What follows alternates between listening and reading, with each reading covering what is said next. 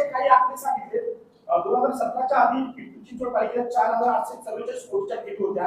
भाजपच्या काळात 2000 कोटी राहिल्या. इतकंच नाही तर पिंपरी चिंचवड लुटाऊनच्या पोळ्या वाट्या, भाजपची राक्षसी मुख असे काय काय शब्द नाही वापरायचे. भाजपवर आरोप केले.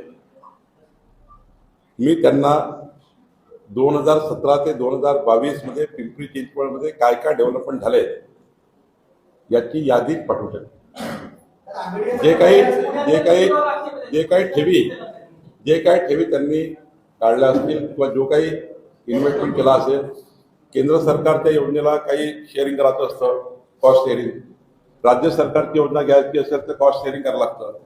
तिथल्या जे काही ठेवी वगैरे असतील त्या काही सरसकट बाहेर काढल्या नाही. कॉस्ट शेअरिंग द्यावी लागतं योजनांना.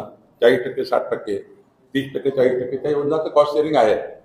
पण मला एवढंच म्हणायचं आहे की अजितदादांनी भारतीय जनता पक्षाचं नाव घेऊन अशा पद्धतीची टीका टिप्पणी करण्याचं कर्तृत्व करायला नको पाहिजे होतं. मी अजितदादांना सल्ला देणं इतका मोठा नाही, पण समन्वय समितीचा मी एक सदस्य आहे. 6 सदस्याची समन्वय समिती, ज्यामध्ये तीनही पक्षाचे समन्वय करून कसंही सरकार चालेल, कसं त्या ठिकाणी महायुती चालेल असा निर्णय होतो.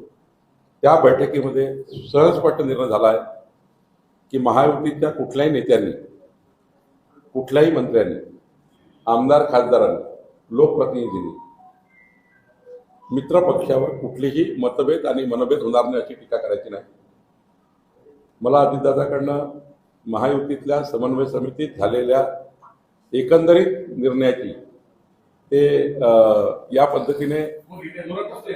पद्धतीने ते बोलणार नाही असं मला वाटलं. पण ठीक आहे.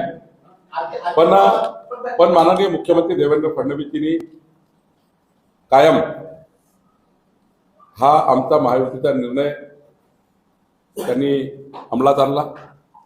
नगरपालिकेच्या संपूर्ण निवडणुकीमध्ये आणि महानगरपालिकेच्या निवडणुकीमध्ये कुठेही माननीय मुख्यमंत्री देवेंद्र फडणवीसजींनी अजितदादाच्या पक्षावर, एकनाथ शिंदेजीच्या पक्षावर किंवा व्यक्तीबद्दल आणि विरोधी पक्षावर सुद्धा कुठेही त्या ठिकाणी आगपाखड केली नाही, टीका टिप्पणी केली नाही.